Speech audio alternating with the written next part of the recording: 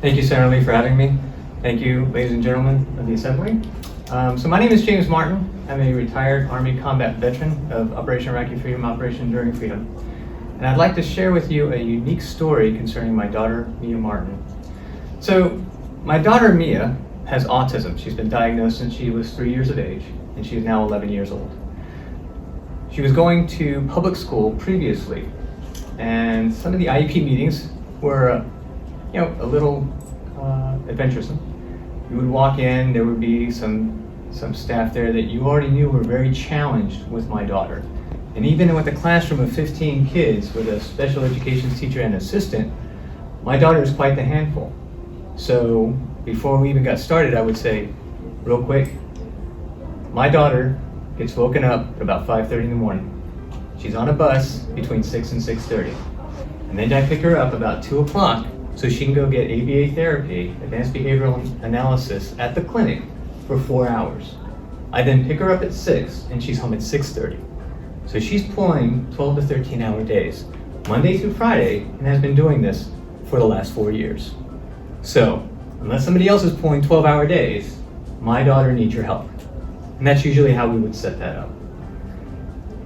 Last year we went ahead and signed my daughter up for private school, and it was through a New Leaf Academy. A New Leaf Academy is very unique in the sense that it is a clinic and it is a private school put together. First Impressions Academy provides a special education teacher, and the clinic, a New Leaf Therapeutic Clinic, provides the setting.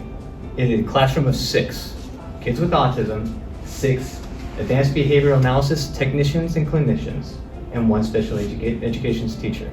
So that's a classroom of 7 adults to 6 kids.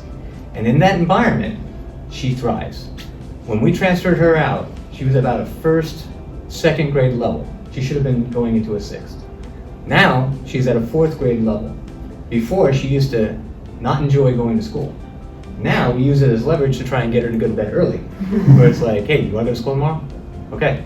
So, and the environment that's presented is so unique in the sense that you're not throwing the behavior on top of the education, or vice versa. It is the behavior and the education presented side by side, simultaneously, as the challenges present themselves, Monday through Friday, 8 to 2.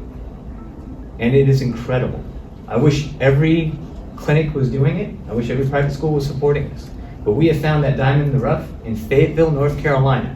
And it is the reason why we are staying in North Carolina as a retired Army service member. I mean, this is going to be home for us. So, and it had everything to do with the quality of life we could provide for our daughter. Because at the end of the day, I can do all the great things in the world, but if I'm not taking care of my daughter and I'm not taking care of my family, then what am I doing, right? So, and these grants and scholarships are so important because it's $13,000 a year to send my daughter to this clinic. And that's just for the education portion. The TRICARE covers the advanced behavior analysis that comes along with it. So it's not an easy task, but for us, it's worth the sacrifice. And so that's important. Most people think, oh, you're just going from public to private school. No, she is going to a specialized education program that is on an individual education plan suiting her individual educational needs on a daily basis. Something that could not be replicated is very difficult to replicate, I would say, in most other states. Mm-hmm. And for me, the scholarships and the grants, to me, it's like the ounce of prevention versus the ton of cure. If you get these kids the help they need right off the bat while they're growing, while they're learning, while they're able to, then they can, I mean, my daughter's really smart. They will grow and flourish and they will be brilliant and wonderful.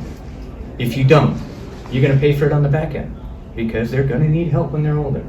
So I'd rather have the ounce of prevention versus a ton of cure every day and get these kids a chance to fight and flourish with your generous support and your generous help of these grants and scholarships. Thank you so much.